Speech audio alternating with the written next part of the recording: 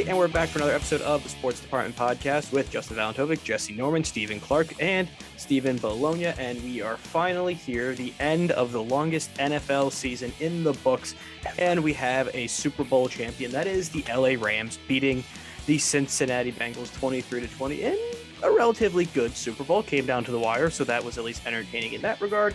So we'll talk about that game, the Hall of Fame class, the NFL honors, and a few little tidbits of news going around the league that aren't Super Bowl related. So before we get into that, this episode's brought to us by Jesse because he hit enough money in the Super Bowl to actually fund me paying for Adobe and all the other stuff. So at least we can keep doing this for a little bit and keep the lights on. So Jesse, what's going on?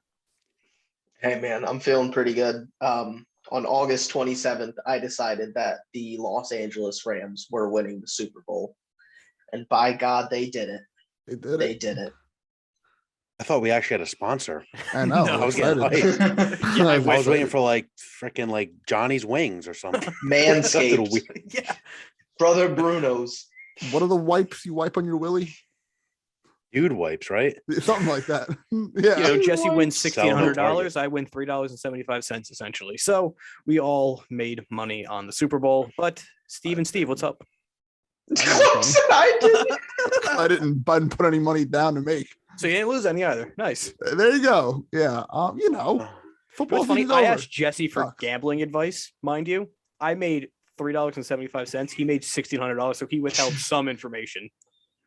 Well, you didn't place the Rams bet with me in the beginning of the I think I was still the mocking football you back season. then. And also, Still to this you don't day have the you $50 risk-free bet that I did because you don't bet on apps because your My bank doesn't let you. me. Yeah. Justin's got to go to the sports book every time. It Said, I lets- like the Wizzies today. Gotta walk down the street. it lets you put money on the app in person, but not digitally. So good on that. So yeah. Yeah, I'm doing good. Doing Cool. okay. So let's talk about the Super Bowl because that's what just happened basically. And like I said, Did it? It did. Rams, they went all in and it paid off with Odell, Von Miller, Matt Stafford, Aaron Donald, Cooper Kupp, all getting the job done and finishing it off 23-20 over the Cincinnati Bengals. Stafford got his ring. Cooper Kupp wins MVP and caps off probably one of the greatest wide receiver seasons we've seen of all time. And Aaron Donald caps off his Hall of Fame resume with a ring, which was basically the only accolade he was missing, so he could retire happily if he wanted to. And Sean McVay, he is the youngest coach to win a Super Bowl ring. So this team accomplished a lot this season already. I feel like this was really a defining moment, more so for McVay kind of than anybody, because we all say how good of a coach McVay is. God, Justin, oh my good Lord. What? Save some for the rest of us, buddy. But no, You could probably buy a case of water out there. McVay's been a really good coach for a really long time, which is funny because he's, so young, but he didn't have a Super Bowl win. Everybody's been plucked off of his staff year over year. He faced one of them. Coordinator.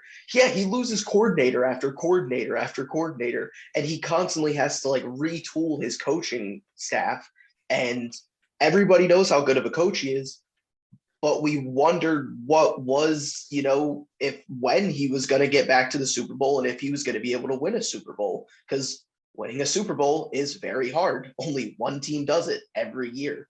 So, and it was Tom Brady for most of those years. For a lot of those years. So I think, really great on McVay, because I think this solidifies his legacy as he's not just a really creative offensive mind. He is a Super Bowl winning head coach, which he didn't call a great game for a good portion of this. Love the run game that wasn't working.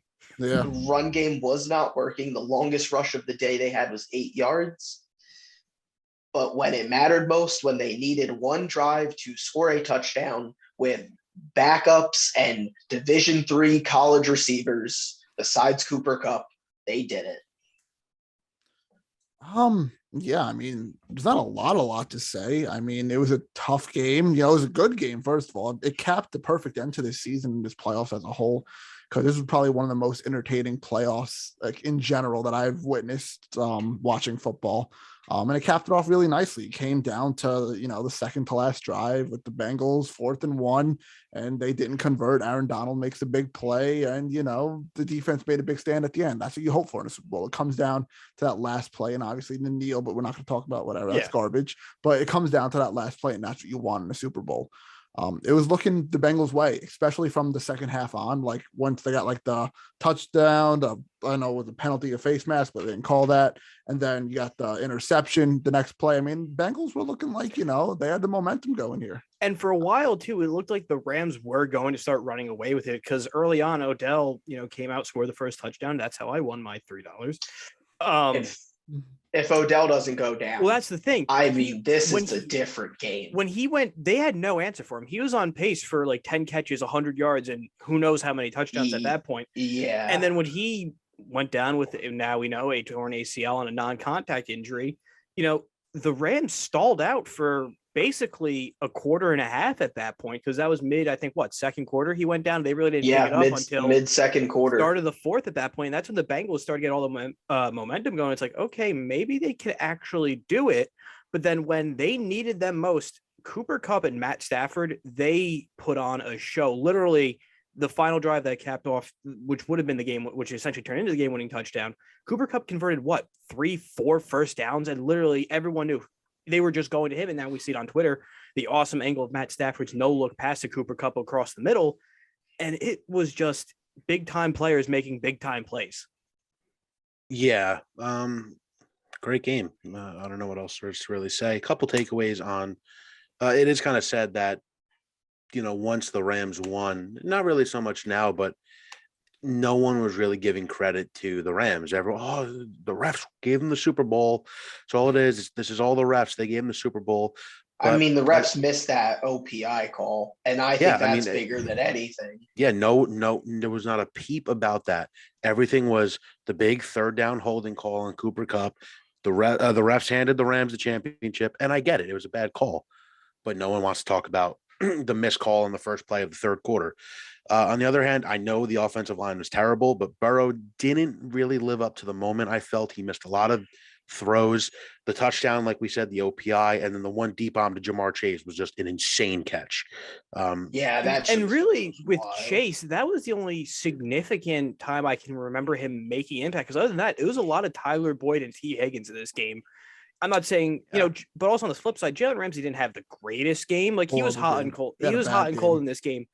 But that just shows how deep the Bengals were at the same time where, Jamar Chase's offensive rookie of the year had one amazing catch, and maybe he had a few more after that, but it was really the rest of their receivers who really helped Burrow carry this. Because if they weren't getting open, this game is definitely a lot different than what it is. Because that was the only way they were moving the ball. Because for some reason they like to keep going to Samaje Perine when you literally have Joe Mixon. Yeah, I don't know why he wasn't better on the runners field in the NFL. Weird, very weird. Yeah. I think the idea was that Perine is their receiving back, so they were like trying to catch them off guard. I understand, but maybe they were going to pass. The drive that effectively ended the game, it was 2nd and 1. They essentially had 3 attempts to get 1 yard. How do you not give it to Mixon at least one time? I understand you said one timeout, but run it up the middle with him and then quickly no huddle back to at least get into a pass play or something. Yeah. My biggest takeaway again was if Odell doesn't go down, I don't think that Rams offense was going to be stopped. Once he goes down, Van Jefferson is your number 2. Van Jefferson should not be. No, he should. Well, because he shouldn't be anything more than a deep threat specialist. I mean, that's really it. And then you have Ben Skoranek as your third. He was who had a bad. Brutal flash. Also you can't rely on Blanton, your number 2 tight end, because it was basically he's their out. third string. Yeah, you're on your 3rd string, 4th string tight end. I mean, Darrell Henderson was legitimately lining up as their slot receiver. He was playing receiver.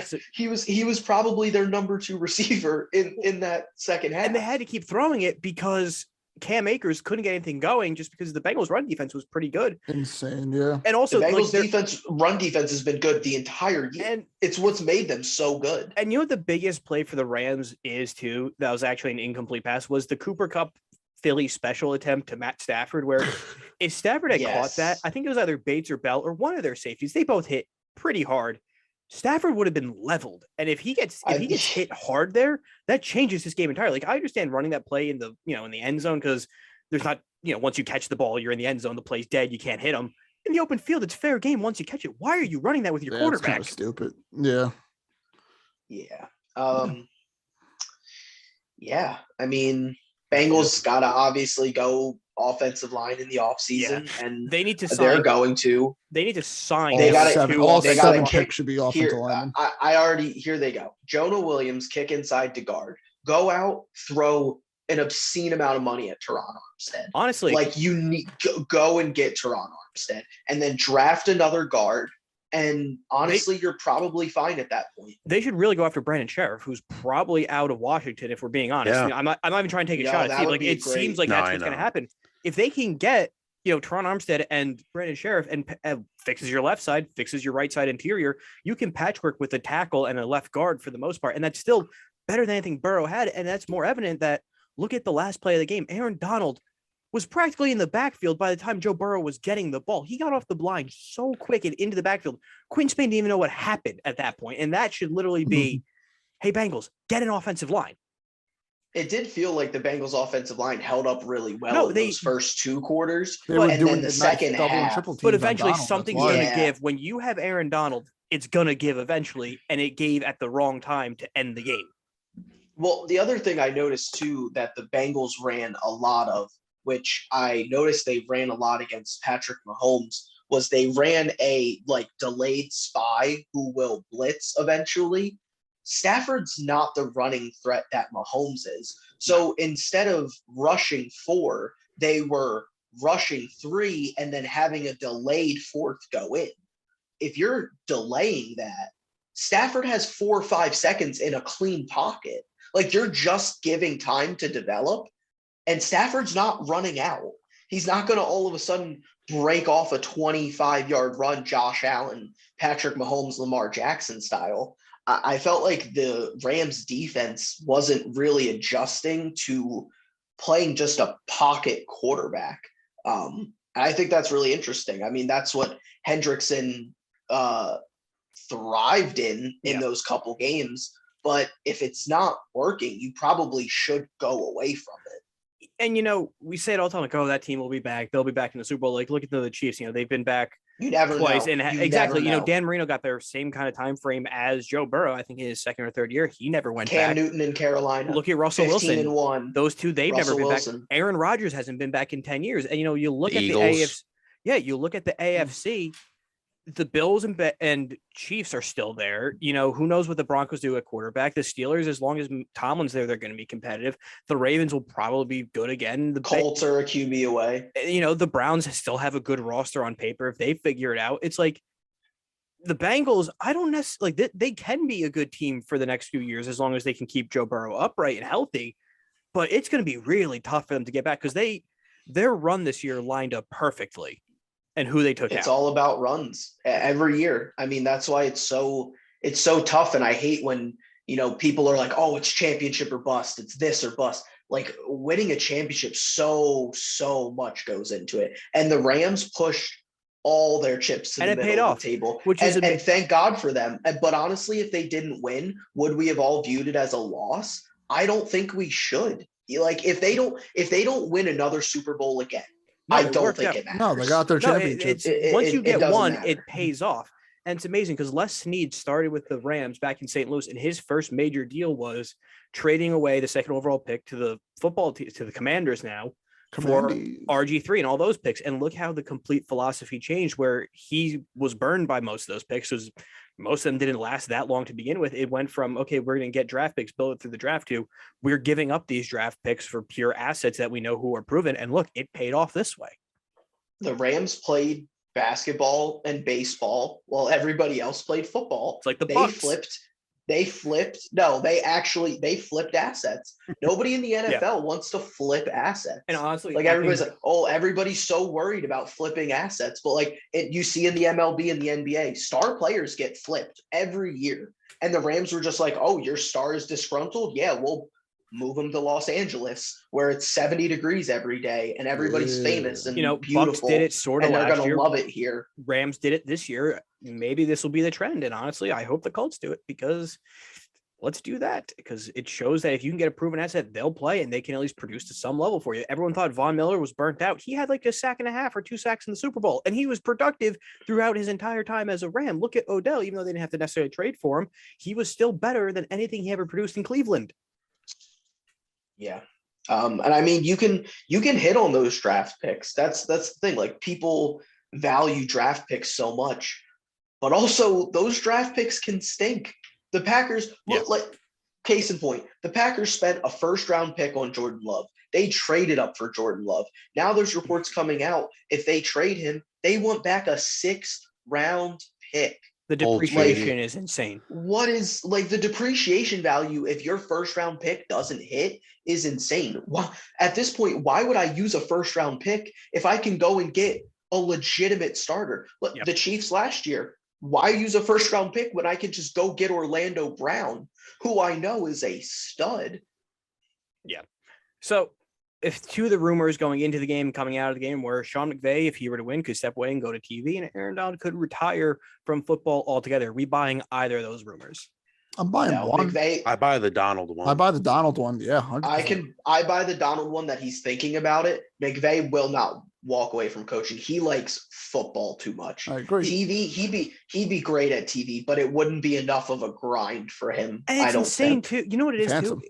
He's so young still. He's only 36. Oh yeah, he could coach for another 15 years and still have a 20-year TV career. Yeah, and on the other side of Donald, I mean, what's left besides? Well, that's the thing. winning He's league turning. MVP? He's 30. There's nothing left for him. He has 8 All Pros or 8 Pro Bowls, 7 All Pro first teams, a ring now, 3 defensive players. He was a Hall of Famer before the ring. Exactly. This is just the cherry. He was a Hall of Famer 2 years ago. And then just kind of the way he had his family with him on the podium too was kind of different, because we haven't really. His son looks identical to him. Yes. And that's so weird. It's like a little mini Aaron Donald. I thought that was so funny. But no, I'm buying. I'm all in. Could you imagine the Hall of Fame class if he retired this year, of Ben, Gronk, Brady, Donald all going in? Nobody else would get in. Yeah, nobody else would get in that year. It would all be first ballot. Hall of Fame class. Would Ben still go in first ballot in that idea? Because they take 5 of, like, on the actual current list before they get into the committees. So yeah, it would be Gronk, Brady, Ben, Donald. Insert somebody who's on the roster at that point. Yeah. So, any other takeaways from the Super Bowl? Wait till next year.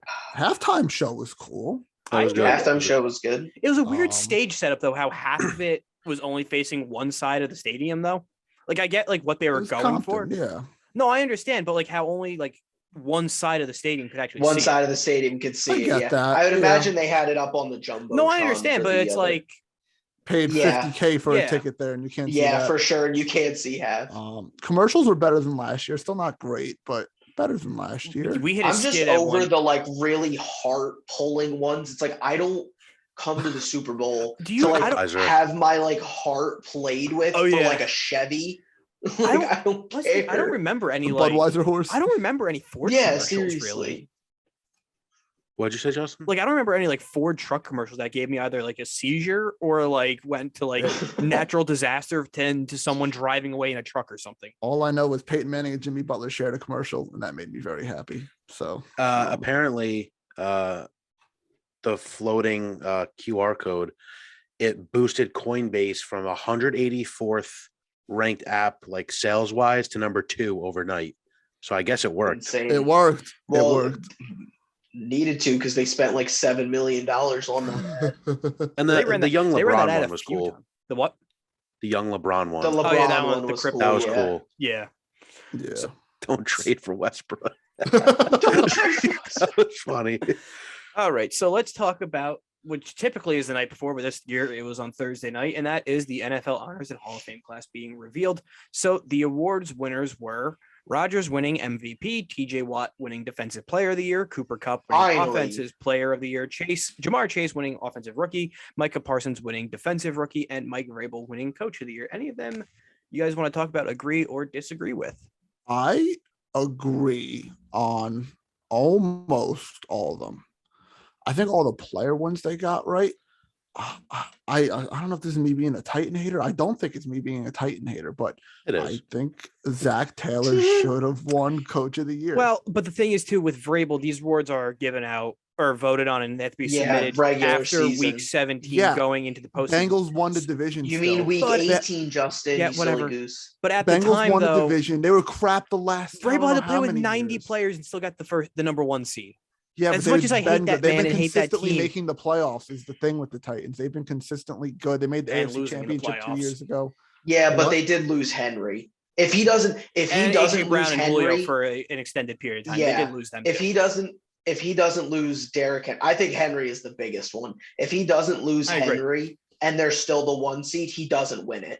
It's Taylor then. Zach Taylor gets it. But because he lost Henry and they still kept winning games, even though it was mostly against bummy teams, Exactly that too. they get it. They get the. I just want That's to the highlight only one I don't agree with. Jesse That's the said only one. finally, and that I do agree with TJ Watt winning Defensive Player of the Year, rightfully so. He should have the sack record, but he shares it with Strahan still. So another Watt brother gets a nice trophy.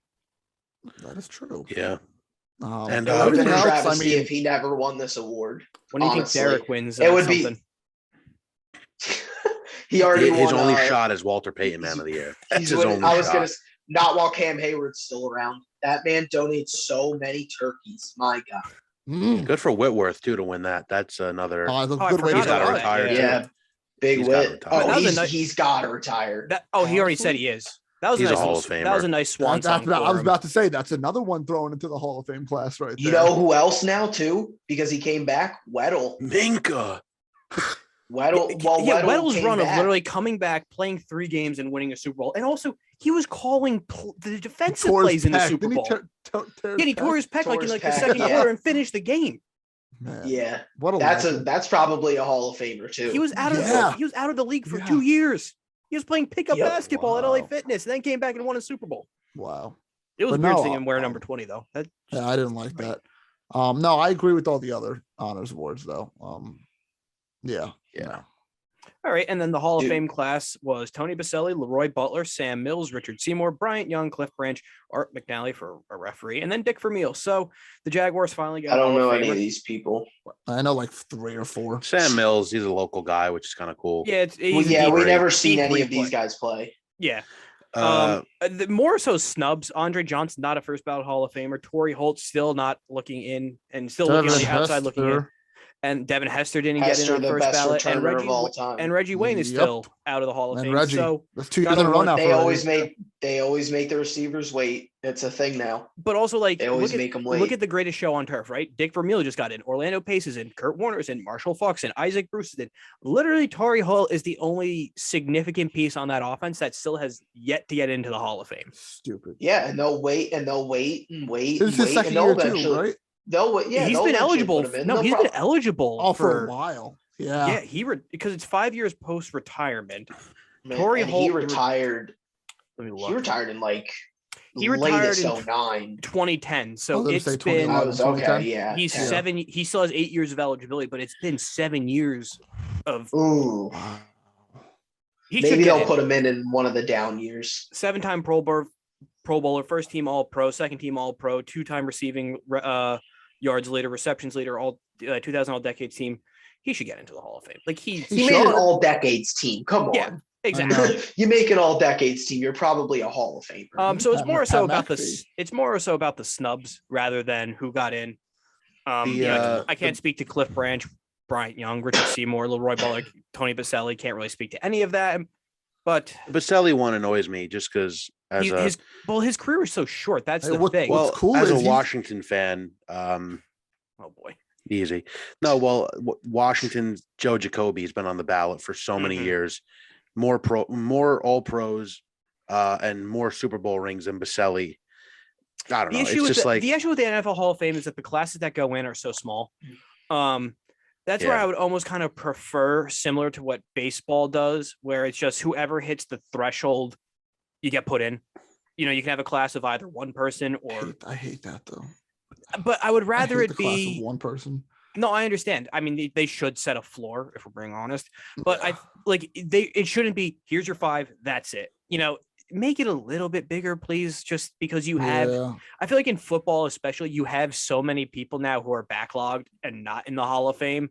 Well, and also think about how many good players we have and that are retiring, and exactly that backlog's not going to get any less. We have more good players now in the NFL than we've ever had.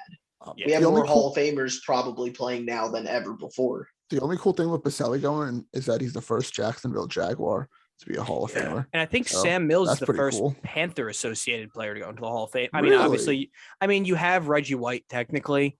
Yeah, but like true. but like who you truly identify as a Panther. Exactly. Like Steve Quick Smith's question, is Cam Newton a Hall of Famer? I don't think so. No. Nah. Well, that brings up another little debate. The hot take in sports talk, television and media today is Matt Stafford now a Hall of Famer because he finally got his ring? And once you get your ring, that kind of puts you in another tier of consideration. He's gonna have too many yards when it's all said and done. He's also not done. No, I understand. I say no as of right now. I mean, you won your first playoff game this year. You've been in the league for. Yeah, he also won a Super Bowl this year. It's true. He's also 34. When you think about it, his clock isn't almost done. Much longer. He might have three. I mean, we were saying that with Tom Brady, and then he's played another 10 years. But it's Stafford, tough. He's always just had nothing to work with. He was on really, really, really bad teams. Well, Stafford's 5 yards under 50,000. He has almost a 2-to-1 touchdown to interception ratio on his career already. He's 323 to 161, a 91 career passer rating, 63% completion percentage. If he continues, another 3,000 to 4,000 yard passing season for the next 2 or 3 seasons, maybe. If he was to retire tomorrow, I say no. But definitely not first ballot, but it could definitely be done. I think maybe if you throw one more ring in there, for sure he goes in. As of right now, though, this second, I say no. Okay. And real quick, last bit of news that's floating around the NFL. Washington, they got a new name. We haven't talked about that because we haven't done a pod a little bit. They are now the Commanders. Steve, I got my shirt. Got my shirt from winning the picks. So thank you, all those involved. It's I don't know. It's going to take some time to get used to. But would you rather this or the football team? I don't like. I mean, I like the football. Yeah, but like, team, I want a name. I want a name. Like, yeah, that's fair. The logo is very cool. So now it's just going to become getting a new stadium. I like the and a new owner. Well, owner, yeah. Snyder's going to demand that the taxpayers pay for every single thing in the stadium, and there's no way it's going to get approved. Well, they're from what I've been reading, they're making actually some pretty significant strides towards a stadium in Virginia. I really hope so. They need a new one because that field is rough. Yeah. So I like it. I like the jerseys. So hopefully, hopefully they sell the black ones soon. They're only selling the red ones at the moment. Yeah. And then the last bit of news is the Colts likely to cut or trade Carson Wentz by the March 19th deadline, which if he's on the roster by then, they'll have to pay him $15 million, which if we're being honest, which one is more likely? It would be cut because who is trading for him if we're being just brutally honest. So if the Colts are going to be cutting him, that means they have in mind who they want, and they probably feel confident that they will be getting him then at that point. So I was at work earlier. And I see they had pulled up Wentz's stats. And can somebody please cross-check this for me? There's no way this is true. Wentz was through 27 touchdowns and just 7 interceptions. Yes, that is correct. That is so funny. It's just that the interceptions are really bad times. They are just the absolute worst killing interceptions. Yes, and I think his QBR was top 10. He was relatively efficient with the ball. It's the issue was when they needed him most, he didn't show up, and it killed their season. And it's just the bad taste that's left in everyone's mouth, and it's the inability to move on. And in the NFL, it's if something's broken and you don't win right away, it's how can we fix it and how can we move on right away? Look at the Rams. Jared Goff wasn't working, so they pulled the plug, got their guy who they thought it was, and they won a Super Bowl with them. Colts are probably feeling the same way right now. Yeah, that's the thing. The Colts have Super Bowl aspirations, and they know they have a Super Bowl roster for the most part, besides maybe wide receiver, which they can address. I And mean, defensive back and pass rusher, left tackle. you're fine in defensive back, and your defensive line is fine. It's really going to come down to how you replace the coaches that have left. That's going to be a big thing. They're getting there. Gus Bradley's their DC. They're bringing over a few of his staff from the Raiders, so that should be. Bradley's always a good DC. Yeah, it should be fine, and it's the first time that Reich actually gets to name his own DC because Eberflus was a McDaniel's recommendation / hire, but that's here nor there. So, and then the final bit of news is that Kyler Murray is apparently a pain in the ass in Arizona, and that he's been called, quote, a immature finger pointer and will not take any of the blame, and it's everyone else's fault but his. So what do you guys think's going on there? He definitely seems like that type of person. I mean, not surprised. Yeah. But I mean, you know what it is? He's got a young head coach too. He doesn't have that guy that's going to put him in his place. So. Well, I mean, this is also the reality of where we're trending with these quarterback contracts too, is if it's not the perfect guy, can you afford to pay him? Well, I saw money that his camp wanted like $45 to $50 million, which is astronomical. That's gonna be star level quarterbacks from now on. That's gonna be some of them. Well, the average price for a quarterback now is like 25 to 30 million, which it used to be 15 to 20 was average. Yeah, well, now you got to think about because you got receivers making that money now.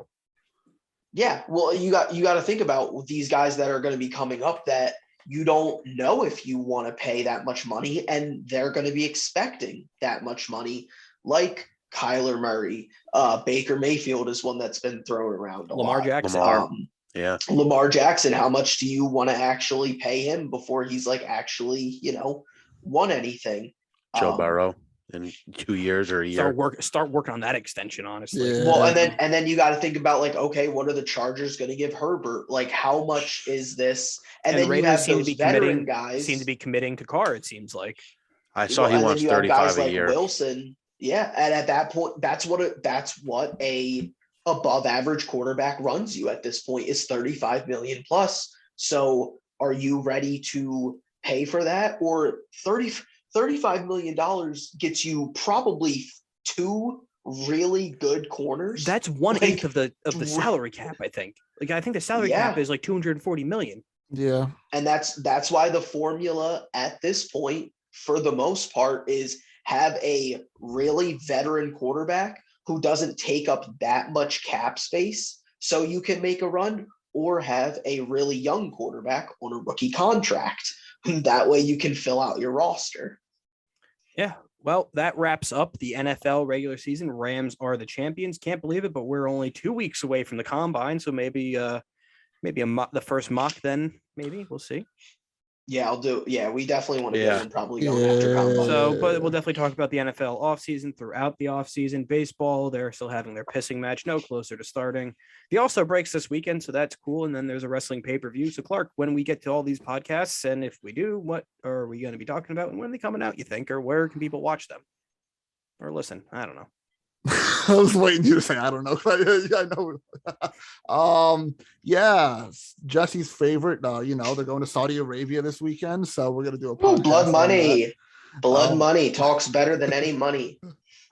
It does, and it's bringing legends out there and other stuff. So we're gonna do a wrestling pod. I'll probably go out on Friday. Get a basketball one finally up because we couldn't do one after the deadline. All my homies hate James Harden. Yeah, they are currently down 27 at half the Sixers to the Celtics. Wow. So Jesse wins that trade. Jesse, they took the heart and soul. Bam is 4 rebounds away from Mavericks. a double. Just came out of the half. So let's go, baby. We're up 10 right now. So I love that. Looking good. Basketball podcast probably going to come shortly on all the trades we'll do, and make a little predictions of which 8 teams are going to be going into the playoffs and playing and all that stuff. Luckily, me and Justin don't have to worry about that one. Yeah, our season's getting. We might find each other in a playing game against each other. Yeah, players aren't hard to get into. Wizzy's probably not. And once baseball gets going, and it's going to be bottom 5 in a conference. Maybe like what's a baseball? I don't know. No one knows right now. Owners or players. Yeah, but that's the podcast stuff. So you can watch and listen on YouTube, Apple Podcasts, Spotify. Follow the social medias on Facebook, Twitter, Instagram, and TikTok at sports.pod. That's sports DEPT pod. So stay tuned to all that crap I just said, and we'll see you in the next episode.